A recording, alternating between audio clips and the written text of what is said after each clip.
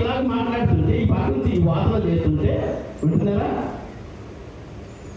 నా చూడండి ఈ పక్కన దేవుడు మాట్లాడారు, రే బాబు మేము ఇలా తీసుకొచ్చాను, మేము ఎలా కాపాడాను, ఎలా దాసుగా తీసుకొచ్చానని ఈ పక్క దేవుడు మాట్లాడుతున్నాడు, ఈ పక్క మనుషులు మాట్లాడుతున్నాడు. అయితే నేనేం చేయాలి అని చెప్తే అన్నట్టుమ్మా, మహోన్నతుడైన దేవుని సన్నిధికి నేను నమస్కారం చేస్తే సరిపోతా మరి? సరే నువ్వు చేసావు అని ఈ దేవుడు మాట్లాడుతుంటే ఈ పక్క మనుషుడు అంటున్నాడు. మనుషుడు అంటే నువ్వు నేను అనమాట, మనందరం పక్షంలో మనుషులు పెట్టుకుందాం. దేవుని స్తోత్రం. ఈ మనిషి అంటున్నాడు, అయితే నేను నీ సన్నిధికి వచ్చి నిన్ను పాటలు పడితే సరిపోతా? నీ సన్నిధికి వచ్చి నేను ఆరాధన చేస్తే సరిపోతా? నీ సన్నిధికి వచ్చి కానిస్తే సరిపోతా? లేకపోతే నీ సన్నిధికి వచ్చి నేను పరిచయం చేస్తే సరిపోతా అన్నట్లు మాట్లాడు. ఇంకేమంటున్నాడు, దహన బలు ఇస్తే సరిపోతా అంటే నువ్వు చేస్తావు అని ఈ పక్కన మనిషిని వాదన ఏమంటుంది? నేను చదవమా,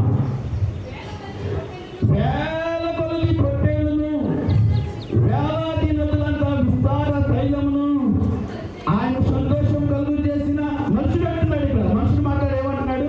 ఏంటంట? వేలాది వేల కొలది పొట్టేలు ఇస్తే సరిపోతుంది. ఈ మనుషుడు వాదన ఎవరితో ఎవరు చేస్తున్నాడు? మధ్యలో చర్చ ఉన్నాడు, వాదన జరుగుతుంది. దేవుడు వాదన ఏంటి?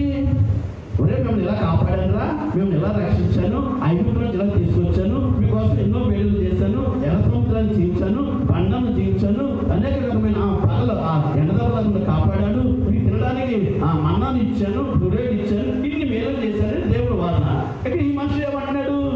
ఈ మనుషులు అయితే నీ సన్నిధికి వచ్చి నేను దర్శించుకుంటే సరిపోతా? నీకు దండం పెడితే సరిపోతా? లేకపోతే నీకు ఆరాధిస్తే సరిపోతా? లేకపోతే నీకు ఆరాధన చేస్తే సరిపోతా? లేకపోతే నీకు ఏదో నీ పక్షంగా నేను ఏదో చేస్తే సరిపోతా? లేకపోతే వేల కొలది పొట్టలు ఇస్తే సరిపోతా అంటున్నాడు. ఎంత తైలం అంట? వేలాది నదులంతా విస్తార తైలం.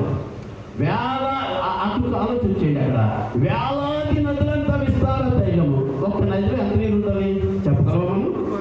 ఒక నది మాట దేవుడు. ఒక చెరువులో ఎంత నీరు ఉంటుంది చెప్పగలమా? ఏదో కొంతమంది అయితే ఇది నీళ్ళనే చెప్పగలరు కానీ చెప్పగలరు. ఏమంటాడు? వేలాది నదులు.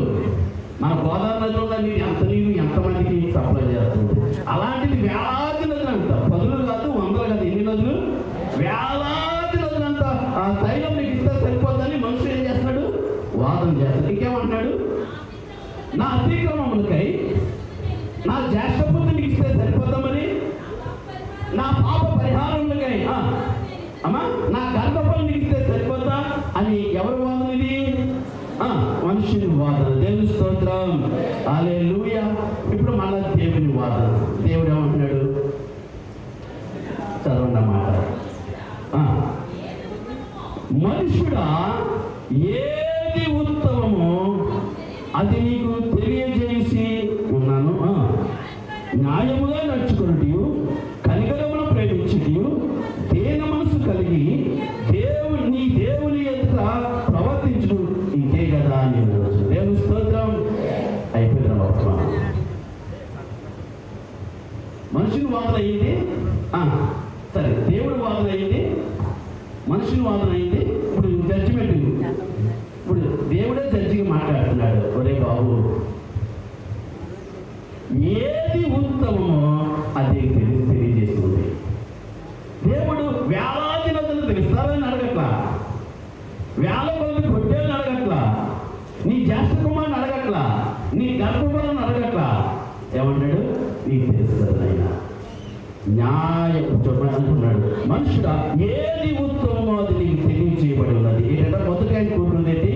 న్యాయముగా. రెండవది, మూడవది దీన మనసులు ఎక్కడ ప్రవర్తించాలి? అదే అయిపోయింది, జడ్జిమెంట్ అయిపోయింది. ఇప్పుడు దీని ద్వారా మనం నేర్చుకోవాల్సిన 3 మాటలు చెప్పి నా వర్గాన్ని ముగిస్తాను. దేవుని స్తోత్రం.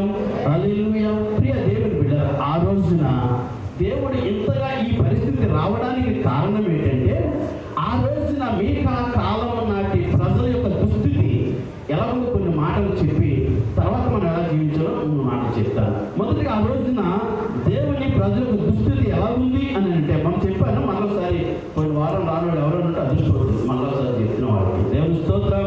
చూద్దాం. మీకా గ్రంథము 7వ అధ్యాయము 2-3 వచనాలు చదువుదాం. ఎవరు లేరట?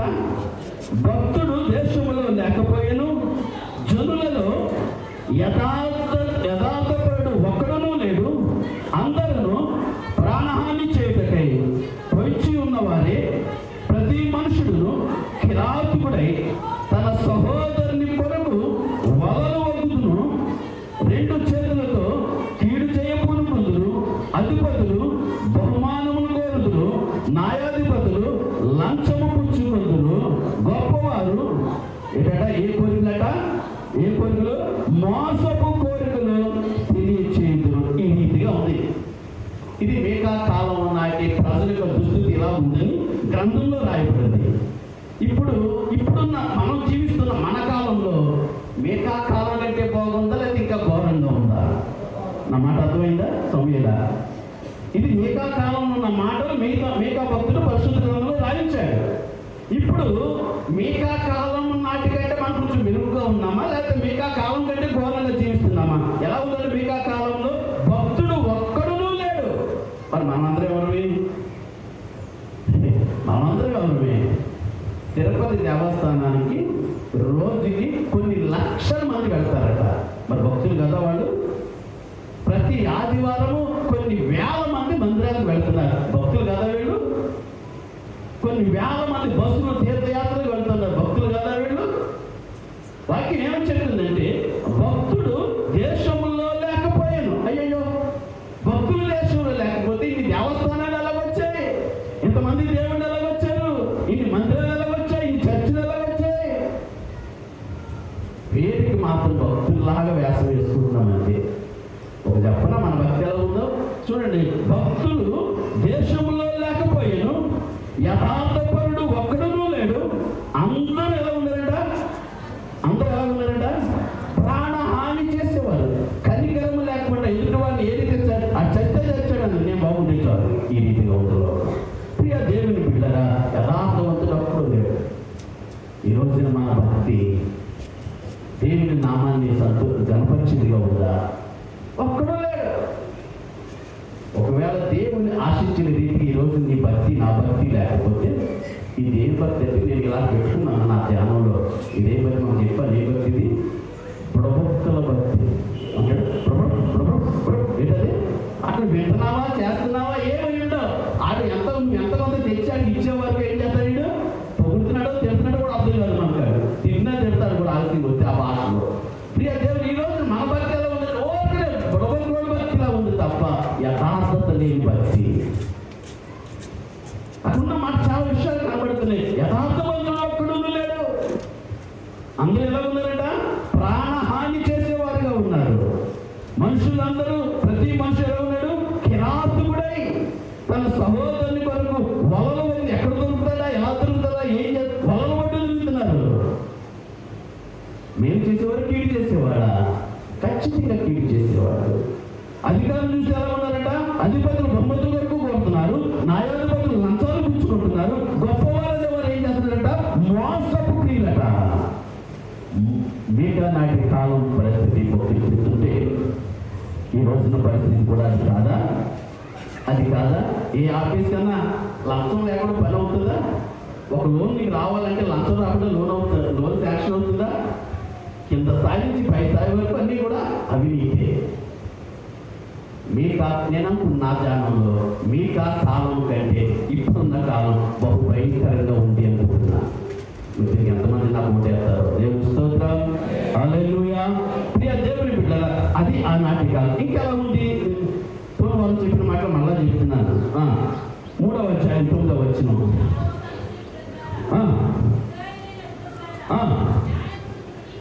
న్యాయమును తృణీకరించుచు దుర్నీతిని నీతిగా ఎంచుతున్నారు.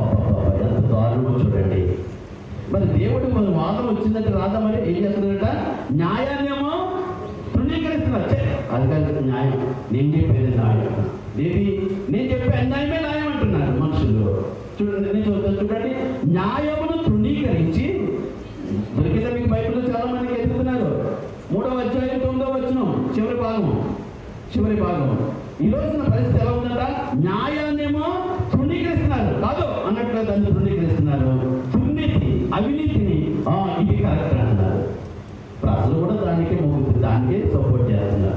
న్యాయానికి రోజుల్లో న్యాయానికి సపోర్ట్ లేదు. ఇది న్యాయం అని చెప్పలేదు.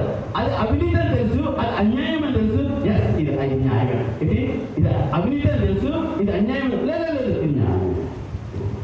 ఒకసారి ఒక ఇంటర్వ్యూకి వెళ్ళాడు. ఒక ఇంటర్వ్యూకి వెళ్తే పై నుంచి ఫోన్ వచ్చింది. మా వాడు ఒక ఇంటర్వ్యూకి వచ్చాడు. వాడికి ఏం చేస్తావు తెలియదు. ఆ ఇంటర్వ్యూలో వాడి అయితే ఏమి చదువురాదు కదా, తెలియజేస్తుంది వాడికి. నువ్వు మనోడే కాబట్టి, మన కులస్తుడే కాబట్టి, మనోడే కాబట్టి, మన కులస్తుడే కాబట్టి వాడికి ఏదో రికమెండేషన్ చేసి ఆ ఉద్యోగం వచ్చేది చూడాలట. ఇంటర్వ్యూలో కూర్చున్నారు. దేవుని స్తోత్రం. ఫస్ట్ మొదలు వచ్చాడు. ఇద్దరు కూర్చున్నారు. ఇక్కడ బాగా చదువుకుని ఉన్నప్పుడు వాడికి ఏ రికమెండేషన్ లేదు. వాడు కష్టపడి చదువుకున్నాడు అంతే, వాడికి ఏ రికమెండేషన్ లేదు. ఈ పక్కనే ఉన్నాడు, చదువు లేదు, సంజయ్ లేదు, ఏదో నా మాత్రం చదువుకున్నా, తెలివితేటలు. కానీ ఇంకేముంది, రికమెండేషన్ వచ్చింది. రికమెండేషన్ వస్తే వీడు చెప్తున్నాడు. ఈ ఇంటర్వ్యూ అడిగాడు, మన చేతికి ఎన్ని ఏళ్ళు ఉంటాయి అని ఈ చదువుకున్నవాడిని అడిగాడు. 5 ఏళ్ళు ఉంటాయి. వీడు అడిగాడంట. ఇది ఇంకా సులువుగా చెప్పాలి కదా, ఇంకా సులువుగా చెప్పాలి. మనిషికి ఎన్ని చేతులు ఉన్నాయని ఈయన అడిగాడట. ఈ పక్షపాతం చూడండి ఎలా ఉందో. ఈయన మనిషికి ఎన్ని చేతులు ఉంటాయో కూడా వీడికి తెలియదు. ఇలా పైన చూస్తున్నాడు, ఇలా చెప్తున్నాడు. ఏంటి మళ్ళీ ఎన్ని ఉంటాయి మనిషికి తెలియదేనా? మీకేనా అనుమానమా? దేవుని స్తోత్రం అన్నాడట. ఇలాగా చాలా కృషులు చేస్తా ఉన్నాడు. తర్వాత ఆయనకి మనిషికి ఇన్ని ఇష్టం లేని ప్రశ్న, మనిషికి ఎన్ని తలకాయలు ఉంటాయి, తలలో ఎన్ని ఇంటికి ఉంటాయి అన్నాడట. ఎవడో బాగా చదువుకున్నాడు. ఇదంటే ఇష్టం ఉద్యోగం ఎవడో నాకు ఇవ్వాలి. ఇన్ని ప్రశ్న ఏంటి, నీ తల మీద ఉన్న జుట్టులో ఎన్ని ఇంటికలు ఉంటాయి అన్నాడట. ఇది ఎందుకు చెప్పగలడా? ఎవడన్నా అంత చదువుకుంటే మాత్రం చెప్పగలడా? మళ్ళీ అది చెప్పలేదు అని చెప్పాడట. మనిషికి మెడ మీద తలకే ఇన్ని ఉంటాయా అన్నాడంట. అది కూడా చెప్పడానికి ఏం చేస్తున్నాడట, మనిషికి తలకాయరా అని ఇలా ఏడాదిగా చూస్తున్నాడట. అది కూడా ఎందుకంటే ఈరోజు ఎలా ఉందంటే లోకం న్యాయాన్నేమో తృణీకరిస్తున్నారు, అది న్యాయం అని చెప్పలేకపోతున్నారు. దేవుని స్తోత్రం. అది న్యాయం అని చెప్పలేకపోతే అన్యాయంగా చేస్తే అదే అన్యాయం అనేది ఏదో న్యాయం ఉండదండి. ఇదేంటి న్యాయాన్నేమో తృణీకరిస్తున్నారు. నేను మాట బైబిల్ మాట బాగున్నాము కలుగుతారండి. చూడండి, న్యాయమును తృణీకరించు దుర్నీతిని ఏమంటారు? అబ్బో ఇది నీతి, ఇది కరెక్ట్. మేకా కాలం కంటే ఘోరం ఉందనుకుంటున్నాను ఇప్పుడు మనలో. ఏమో మేకా కాలం మనం చూడలేదు, ఇప్పుడు మనం చూస్తున్నాం. ఎంత దారుణం. న్యాయాన్ని న్యాయంగా ఒప్పుకోకుండా న్యాయాన్ని అన్యాయమని ఒప్పుకున్నప్పుడు కూడా దానికి ఓటేస్తుంది లోకం. దేవుని స్తోత్రం. ఇంకా మరొక మాట చూపిస్తాను చూడండి. 2వ అధ్యాయం మొదటి 2వ చదువుదాం. మంచముల మీద పరుండి ఏ క్రియలంట, ఏ క్రియలు, మోసపు క్రియలు ఏం చేస్తున్నారు? ఆలోచిస్తున్నారు. యోచించడం అంటే ఆలోచించడం. తమకు రత్నం ఏ క్రియలు, మోసపు క్రియలు. ఎక్కడ ఆలోచిస్తున్నాడు? మంచం మీద పడుకుని ఏం ఆలోచిస్తున్నాడు? మోసపు క్రియలు. దుష్కార్యములు చేయు వారికి శ్రమ, అలాగూ చేయుట, అది అలాగ చేయడం వారి స్వాధీనంలో ఉన్నది కనుక వారు పొద్దు పొడవగానే లేచుదురు. వారు భూములు ఆశించి పట్టుకుందురు, ఇళ్ళు ఆశించి ఆక్రమించుకుంటూ ఒక మనిషిని, వారి కుటుంబమును, ఇంటి వారిని, వారి స్వాస్థ్యమును అన్యాయముగా ఆక్రమించారు. ఇది మేకా కాలము నాటి పరిస్థితి. మేకా భక్తులు పరిశుద్ధ గ్రంథంలో రాయించాడు. ఇప్పుడు మనం జీవించే కాలం ఇలా లేదా? ఎలా ఉందంట? ఎక్కడ చూస్తున్నాం? మంచం మీద పడుకుంటాయి. ఇంకా బయటకు వెళ్ళలేదు కదా. మంచం మీద పడుకుని ఏంటి పంపేద్దామా, ఎవరికి అన్యాయం చేద్దామా, ఎవరికి ఇచ్చేద్దామా, ఇట్లాగా ఆలోచన చేస్తూ ఉంటాడట. ఎలా చేస్తూ ఉంటాడట అని చెప్తున్నాడు. అలాగా చేయడం వాడు మనసులో ఉంది అని చెప్తూ వాడు ఏం చేస్తారు? 2వ వచనం చెప్తారు. వారు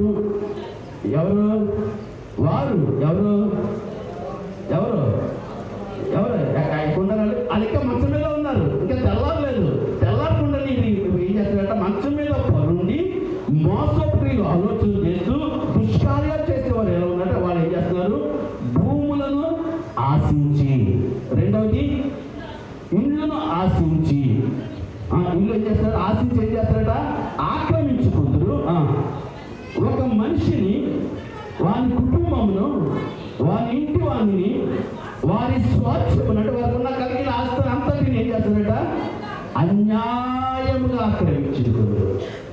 ఒకవేళ మీకా కాలంలో నాకు తెలియదు, కానీ ఈ రోజున కళ్ళారా ఇది చూస్తున్నాం మా జీవితాల్లో. లేదా లోకం ఇలా జరగట్లేదా? దేవుని స్తోత్రం, దేవుని స్తోత్రం.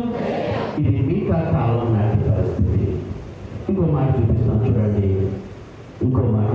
ప్రియ దేవుని బిడ్డరా, 6వ అధ్యాయము 10వ వచనం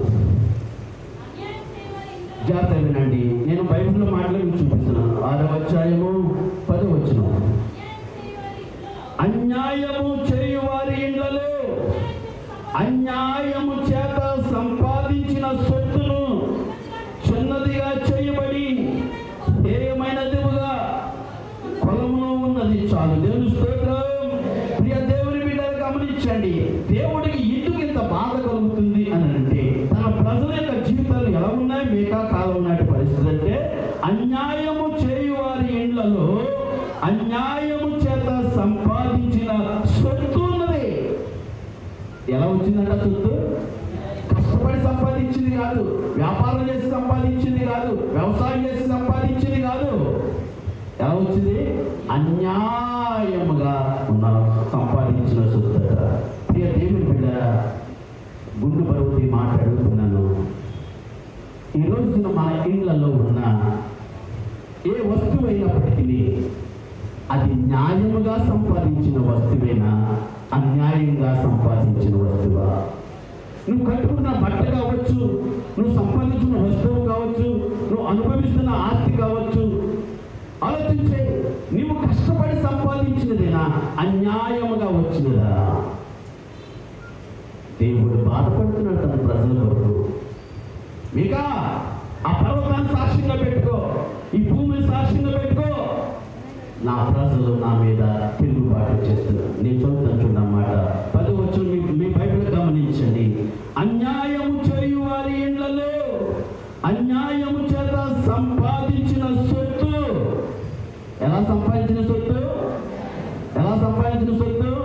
అన్యాయముగా సంపాదించిన సొత్తు. ప్రియ దేవుని బిడ్డలారా, ప్రభుపేట దేవుని సేవకుడికి చెప్తున్నమాట, నువ్వు ప్రభు రక్తం చేత కడగబడిన నేను, నువ్వు కష్టపడి వ్యవసాయం చేసి సంపాదించిన సొత్త దేవుడిని ఆశీర్వదిస్తాడు. వ్యాపారం చేసి సంపాదించిన సొత్త దేవుడిని ఆశీర్వదిస్తాడు. ఉద్యోగం చేసి సంపాదించిన సొత్త దేవుడిని ఆశీర్వదిస్తాడు. నీ కష్టార్జితాన్ని, దాంట్లో ఏమాత్రం అనుభవం లేదు. నీ కష్టార్జితాన్ని వ్యాపారం చేస్తా, వ్యవసాయం చేస్తా, ఉద్యోగం చేస్తా, కూలి పని చేస్తా, ఏ పని చేస్తా దేవుడు ఆశీర్వదిస్తాడు. కానీ అన్యాయంగా వచ్చిన వస్తువు ఒక రోజున మన మీద లెక్క అడుగుతుంది. బైబిల్ మాట చెప్తున్నాను, ఆలోచించు. చూడండి, వాళ్ళకి ఇంటికి వెళ్తారు చూడండి.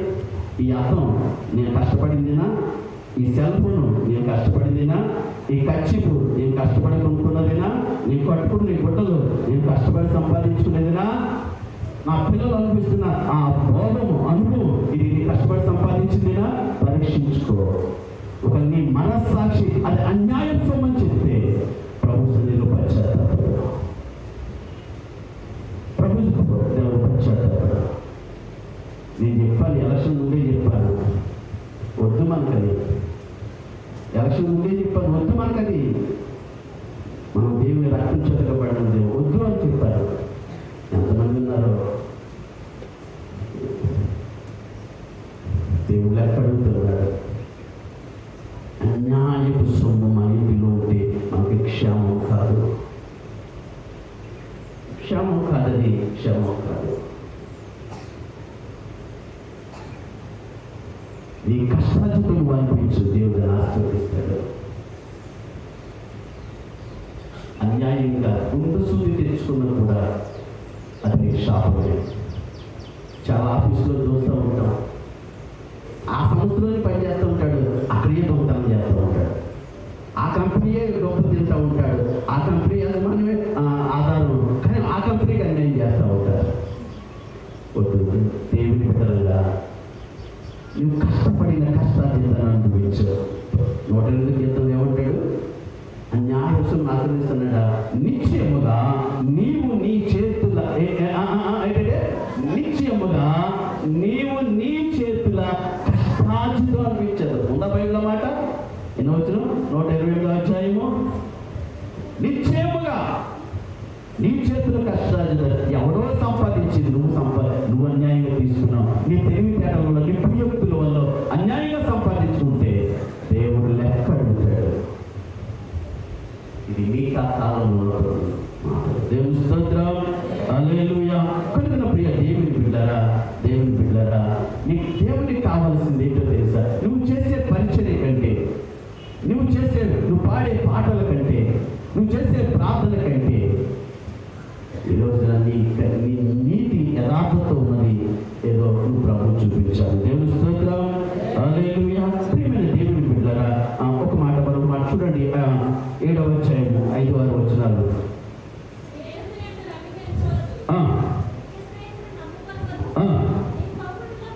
నీ కౌగిట్లో పట్టుకొని ఉన్నా దాని ఎదుట నీ పెదవుల ద్వారములు కాచు పెట్టుకోము. కుమారుడు తండ్రిని నిర్లక్ష్య పెట్టుచున్నాడు. కుమార్తె తల్లి మీదకి, కోడలు అత్త మీదకి లేచెదరు. ఎవరి ఇంటి వారు వారికి విరోధులైపోతూ ఉన్నారు. వాక్యం చెప్తుంది. ఈరోజు నా ప్రియ దేవుని బిడ్డలు, దేవుడు ఆశించిన రీతిగా మన కుటుంబాలు అంటున్నమాట. కుమారుడు తండ్రిని నిర్లక్ష్య పెడుతున్నాడు. కుమార్తె తల్లి మీదకి, కోడలు అత్త మీదకి లేచెదరు. ఎవరి ఇంటి వారు వారికి విరోధులు అవుతారు. మేఘకాలం మాట దేవుడు. ఈ రోజున పరిస్థితి కాదా? కొన్ని ప్రియ దేవుని బిడ్డరా, దేవుడు ఇలాంటి వాదన చేస్తూ ఒక్క మాట, అద్భుతమైన మాట, మనం అందరము చూడవలసిన మాట. 6వ అధ్యాయము అని చెప్తున్న మాట ప్రియ దేవుని బిడ్డ. 3వ అధ్యాయము 1వ వచనం.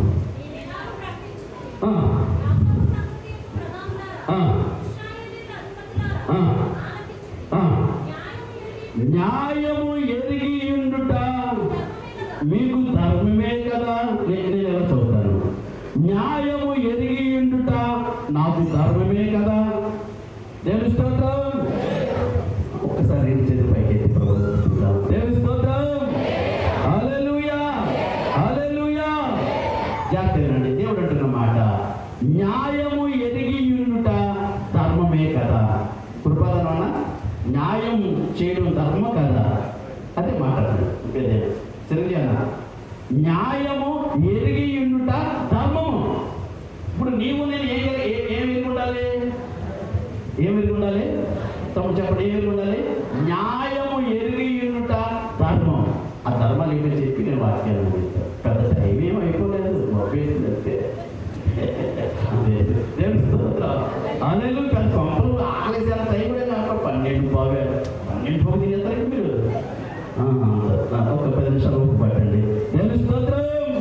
నీ వాక్యమే నన్ను బ్రతికించెను, సాధలలోనే మదినించెను.